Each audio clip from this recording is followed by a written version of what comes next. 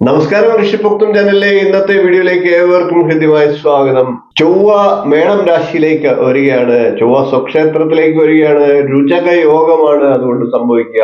ഏതൊക്കെ രാശിക്കാർക്ക് ഈ രുചക യോഗം സംഭവിക്കും? പഞ്ചമഹായോഗങ്ങളിൽപ്പെട്ട ഒരു യോഗമാണ് രുചക യോഗം.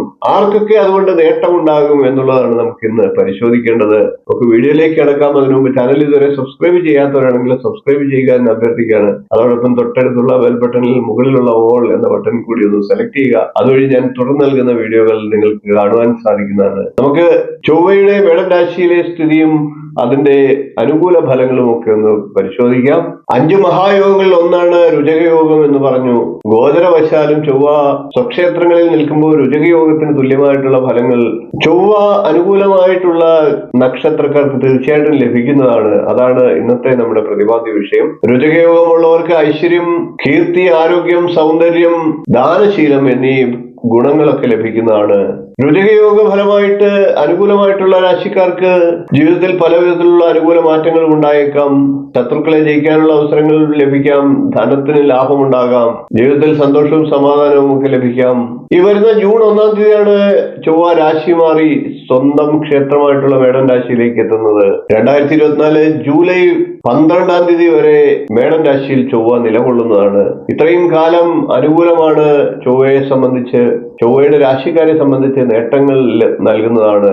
ഈ ചൊവ്വയുടെ അനുകൂല സ്ഥിതി രുചകയോഗം എന്ന മഹായോഗത്തെ ആർക്കൊക്കെ ലഭിക്കും എന്ന് നമുക്ക് ഒന്ന് ഏകദേശം പറഞ്ഞു പോകാം. മേടം രാശിയിലാണ് ചൊവ്വ സംക്രമിക്കുന്നത്. ചൊവ്വയുടെ സ്വക്ഷേത്രമാണ്. മേടക്കൂറുകാർക്ക് തന്നെയാണ് അതിന്റെ ഏറ്റവും നേട്ടങ്ങൾ ഉണ്ടാകുക. അനുകൂലമായിട്ടുള്ള പല മാറ്റങ്ങളും ജീവിതത്തിൽ ഉണ്ടാകാം. തൊഴിലിൽ നേട്ടങ്ങൾ ഉണ്ടാകാം. തൊഴിലിലൊക്കെ പല പിന്നോട്ടടിച്ചിരുന്ന കാര്യങ്ങളൊക്കെ മാറി നല്ല പുരോഗതി ഉണ്ടാകുന്നതാണ്.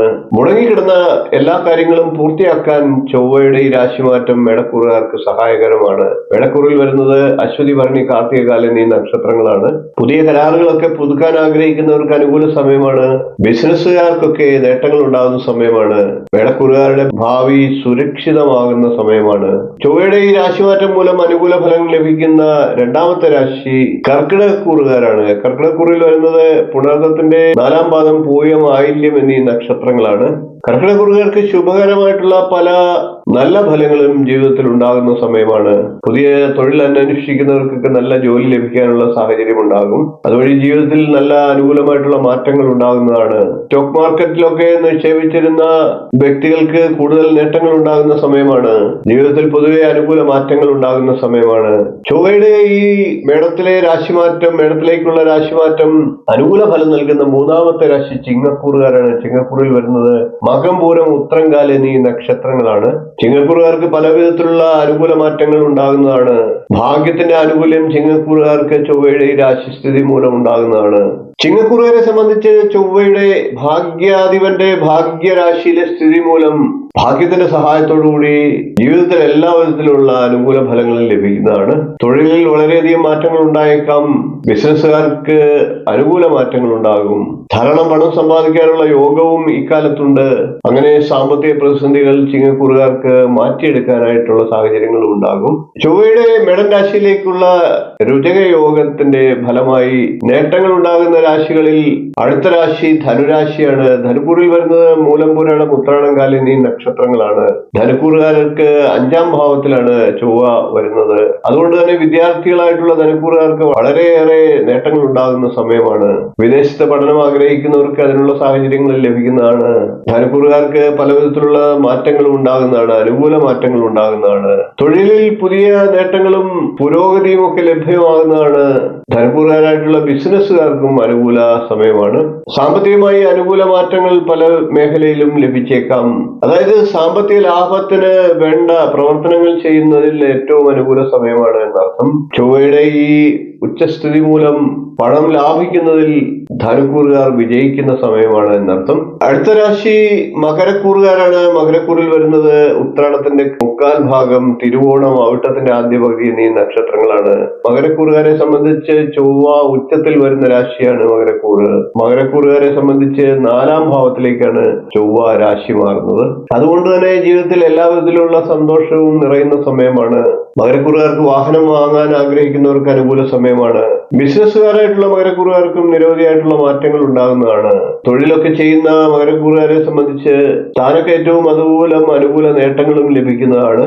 മകരക്കൂറുകാർക്ക് അവരുടെ അമ്മയുടെ ആരോഗ്യമൊക്കെ മോശമായിരുന്നവർക്ക് അതൊക്കെ ഒന്ന് മാറി സ്വസ്ഥമാകാനുള്ള സാഹചര്യങ്ങൾ ഉണ്ടാകും. പൊതുവെ മകരക്കൂറുകാരുടെ ജീവിതം മികച്ച നേട്ടങ്ങളിലൂടെ കടന്നു പോകുന്ന കാലഘട്ടമാണ് ഇതെന്ന് തന്നെ പറയാം. ചൊവ്വയുടെ ഈ മേടൻ രാശിയിലേക്കുള്ള സ്ഥിതിയും രുചകയോഗവും ഒക്കെ ഗുണം ചെയ്യുന്ന ആറാമത്തെ രാശിയും മീനം രാശിയാണ്. മീനക്കൂറിൽ വരുന്നത് പൂരിട്ടാതിയുടെ കാൽഭാഗം, ഉത്രിട്ടാതി, രേവതി എന്നീ നക്ഷത്രങ്ങളാണ്. മീനക്കൂറുകാർക്ക് 2ാം ഭാവത്തിലാണ് ചൊവ്വ വരുന്നത്. ധനാധിപനായിട്ടുള്ള ചൊവ്വ 2ാം ഭാവത്തിലേക്ക് എത്തുകയാണ്. അതുകൊണ്ട് തന്നെ പല അനുകൂല മാറ്റങ്ങളും മീനക്കൂറുകാർക്ക് ലഭിക്കുന്നതാണ്. ധനാഗമ നേട്ടങ്ങൾ നിരവധിയായിട്ട് ഇവർക്ക് ലഭിക്കുന്നതാണ്. തൊഴിൽ മേഖലയിലൊക്കെ അനവധിയായിട്ടുള്ള അനുകൂല മാറ്റങ്ങൾ ഉണ്ടാകുന്നതാണ്. ദാമ്പത്യ ജീവിതം സന്തോഷപ്രദമാകുന്നതാണ്. പൊതുവെ സുഖവും സന്തോഷവും സമാധാനവും കളിയാടുന്ന സമയമാണ്. അതോടൊപ്പം തന്നെ മീനക്കൂറുകാർക്ക് സാമ്പത്തിക സ്ഥിതിയും ശക്തമാകുന്നതാണ്. കൂടാതെ ബിസിനസ്സുകാരായിട്ടുള്ള മീനക്കൂറുകാർക്കും അനുകൂലമായിട്ടുള്ള സമയമാണ്. ചൊവ്വ സ്വക്ഷേത്രത്തിലേക്കാണ് വരുന്നത്. അതുകൊണ്ട് തന്നെ എല്ലാ രാശിക്കാർക്കും ചൊവ്വ പൊതുവെ ദോഷമുള്ള രാശിക്കാർക്ക് പോലും അനുകൂല ഫലത്തിലേക്കാണ് പോകുന്നത്. ചൊവ്വ സ്വസ്ഥ ചിത്തനായിട്ടിരിക്കുമ്പോൾ ആർക്കും ദോഷം ചെയ്യില്ല എന്ന് തന്നെ നമുക്ക് നിരൂപിക്കാം. അതുകൊണ്ട് തന്നെ എല്ലാവർക്കും ഇത് ഗുണപ്രദമായിരിക്കും. ഗുണം കിട്ടിയില്ലെങ്കിലും മറ്റു രാശിക്കാർക്ക് ദോഷമൊന്നും ചൊവ്വയുടെ രാശിമാറ്റം മൂലം ഉണ്ടാകില്ല എന്ന് ഉറപ്പു പറഞ്ഞുകൊണ്ട് നമുക്ക് ഇന്നത്തെ വീഡിയോ നിർത്താം. വീഡിയോ ഇഷ്ടപ്പെട്ടുവെങ്കിൽ ഒന്ന് ലൈക്ക് ചെയ്യുക, ഷെയർ ചെയ്യുക, ചാനൽ ഒന്ന് സബ്സ്ക്രൈബ് ചെയ്യുക. നിങ്ങളുടെ പ്രോത്സാഹനമാണ് എനിക്ക് കിട്ടുന്ന ഏറ്റവും വലിയ പ്രചോദനം. അത് പ്രതീക്ഷിച്ചുകൊണ്ട് ഇന്നത്തെ വീഡിയോ നിർത്തുന്നു. നന്ദി, നമസ്കാരം, ശുഭദിനം.